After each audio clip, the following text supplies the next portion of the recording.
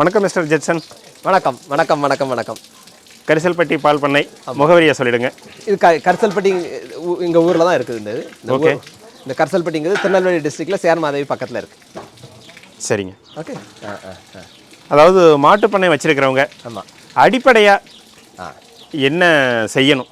அதாவது பேசிக் கேர்னு சொல்லுவோம். பேசிக் இதெல்லாம் இருந்ததுன்னா இந்த மாட்டு பண்ணை வந்து வெற்றிகரமாக போகும். கண்டிப்பாக கண்டிப்பாக கண்டிப்பாக கண்டிப்பாக அப்படின்னு சொல்லிட்டு சம் பேசிக் லிஸ்ட் என்னென்ன இருக்குது? கண்டிப்பாக ஒரு 3 பேசிக் தான், ரொம்ப சின்னது. அதை எல்லாருமே பண்ணலாம். அதை கண்டிப்பாக பண்ணணும். அதை நிறைய பேர் பண்ண மாட்டாங்க, ஆனால் கண்டிப்பாக பண்ணணும். அந்த 3 கண்டிப்பாக பண்ணி தாங்கணும். ஓகே, அந்த 3 மட்டும் பார்ப்போம். பார்க்க முன்னாடி ஒரே ஒரு டிப்ஸ் பார்த்துக்கிடுங்க. நீங்கள் மாடு வாங்கும்போது எப்படி வாங்கணும்னு சொல்லுவாங்க. இப்படி மாடை வாங்கவே வாங்காதாங்க. இது ரொம்ப இளைப்பா இருக்கு இல்லைங்களா? இளைப்பா இருக்கு. ரெண்டாவது முடி இருக்கு பாருங்க. இப்படி முடி நிறைய இருக்க மாடே வாங்கக்கூடாது. Okay, simple tips number 1. இப்படி முடி நிறைய இருக்க மாடை வாங்கவே கூடாது. ஷைனிங்காக இருக்கணும். மாட்டில் முடி தண்ணி போட்டால் தண்ணி நிற்கவே கூடாது, கீழே அப்படியே வந்துடணும், தண்ணி வடிஞ்சிடணும்.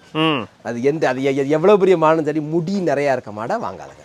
ஓகே சரி. Okay, tips number 1. ஓகே, பேசிக் கேரில் 3. ஓகே, நான் பார்த்ததில் நம்ம கான்சன்ட்ரேட்டுக்கெலாம் நிறைய ஸ்பெண்ட் பண்ணுறோம், நிறைய மெடிசினுக்கு ஸ்பெண்ட் பண்ணுறோம், எல்லாம் ஸ்பெண்ட் பண்ணுறோம். நம்பர் 1 பேசிக் வந்து டிவார்மிங். டிவார்மிங். ஓகே, நான் ஆட்டுக்கும் பார்த்துட்டேன், மாட்டுக்கும் பார்த்துட்டேன். டிவார்மிங்கில் இருக்க இம்பேக்ட் வேறு எதுலேயுமே இல்லை. இதுக்காக நீங்கள் நிறைய செலவழிக்க போகிறதெல்லாம் இல்லை. ஓகே, நிறைய செலவழிக்க போகிறதெல்லாம் இல்லை. இதை டெய்லி பண்ண போகிறதில்ல. Proper deworming protocol. டிவார்மிங் பண்ணுறதுனால என்ன பெனிஃபிட் இருக்குன்னு சொல்ல முடியுமா? அதை சொல்லுங்கள், அதை கேளுங்க. ஓகே, இந்த பார்த்தமே இந்த மாடு சொன்னோம்ல, நிறைய இது இருக்கலாம். இந்த மாடெல்லாம் எவ்வளவோ தேத்தி கொண்டு வந்திருக்கோம். ஓகே ஓகே, வரும்போது இன்னும் முடி இருந்து, ஐயோ அவ்வளவு முடி அவ்வளவு அசிங்கமாக இருப்பாங்க.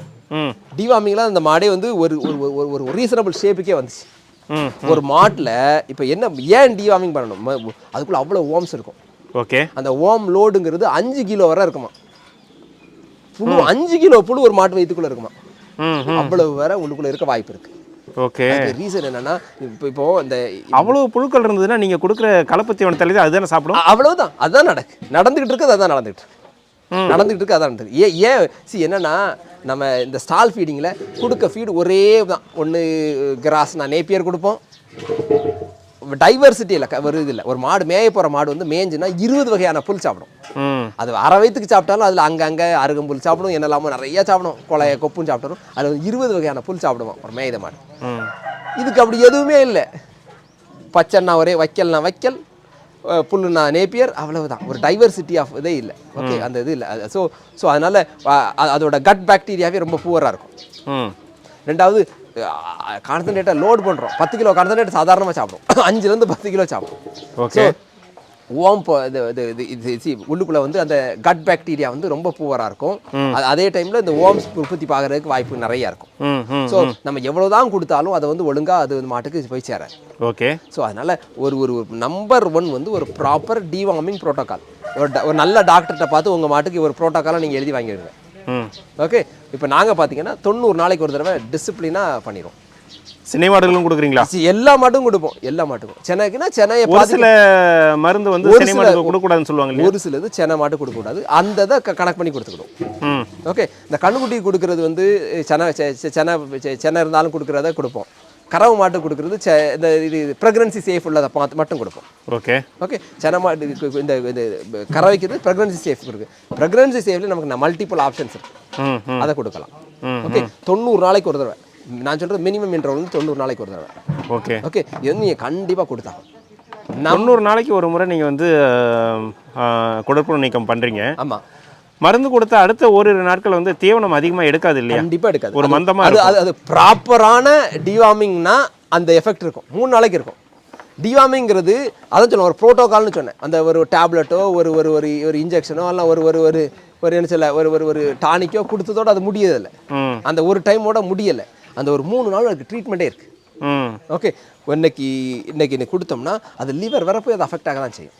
ஓகே ஓகே, டிவார்மிங் கொடுத்த உடனே ஒரு அடுத்த 2 நாள்ல 3 நாளைக்கு லிவர் டானிக் கொடுக்கணும். Supplements liver tonic. Okay, liver tonic வந்து வருஷம் முழுவதும் கொடுக்கணும் அவசியம் இல்லை. அட்லீஸ்ட் டிவார்மிங் கொடுத்த அடுத்த ஒரு 3 நாள் கண்டிப்பாக லிவர் டானிக் கொடுத்தே ஆகும். ஓகே ஓகே, ஸோ அதுதான் ஒரு டிவார்மிங்கோட ப்ராப்பரான ஒரு கம்ப்ளீட் ஆனது. ஓகே, இன்னைக்கு டிவார்மிங் கொடுக்கணும், அடுத்த 3 நாள் வந்து கொடுக்கணும்.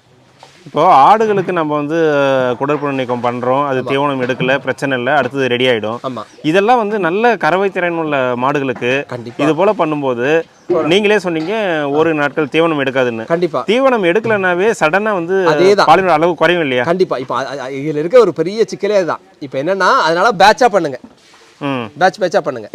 ஆனால் அது வந்து ப்ராக்டிக்கலாக கொஞ்சம் சிக்கலாக இருக்குது. இப்போ என்னன்னா இந்த டிவார்மிங் பண்ண உடனே அடுத்த 2-3 நாள் பால் கம்மியாக தான் செய்யுது.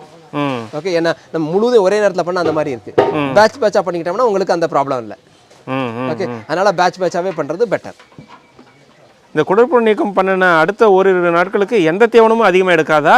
இல்லை ஒருவேளை நம்ம வந்து கலப்பு தீவனம் அதிகமாக கொடுத்தா எடுக்குமா?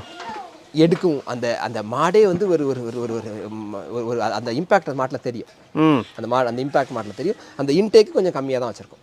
ஓகே, ஒரு 2 நாளுக்கு இன்டேக்கு. ஆனால் அதுக்கு பிறகு மாடு அது 2 நாளில் ஏறிடும். ஸோ அந்த இது ப்ரொடக்ஷன்லாம் கம்மியாக போகிறதில்ல. அந்த ஒரு 2 நாள் ஒரு டெம்பரவரி தான். அதுக்கு பிறகு மாடு இன்னும் அதுக்கு முன்னே இருந்ததை விட நல்லா எல்லாமே ப்ரொடக்ஷன் வந்து எல்லாமே கூட தான். சரி, அடுத்தது தொடர்ந்து ஒரே வகையான மருந்தை நம்ம வந்து பயன்படுத்தும் போது பல வகையான குடற்புழுக்கள் இருக்கும்போது கண்டிப்பாக அது வேலை செய்யாதுன்னு சொல்கிறாங்க. கண்டிப்பாக ஒரு சிலது அடாப்ட் ஆயிரும்.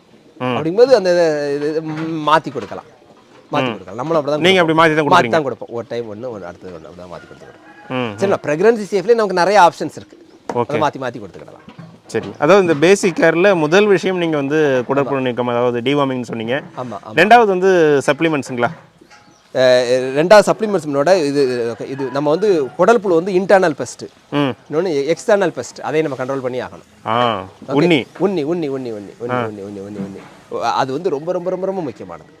உண்ணி பேன் இந்த 2 மாட்டுக்கு நிறையா இருக்கும்.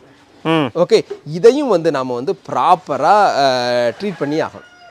ஓகே, இந்த இதுக்கும் நம்ம வந்து ஒரு ஒரு ஒரு நல்ல ஒரு இது பண்ணி ஆகணும், டிசிப்ளின். ஓகே, இதை வந்து அதுக்கு ரெண்டே ரெண்டு தான் பண்ணணும். ஒன்று தர சுத்தமாக இருக்கணும். ஓகே, இங்கே இந்த இந்த இந்த படுக்கடம். சரி, இன்னொன்று மாட்டு மேலேயே இருக்கும்.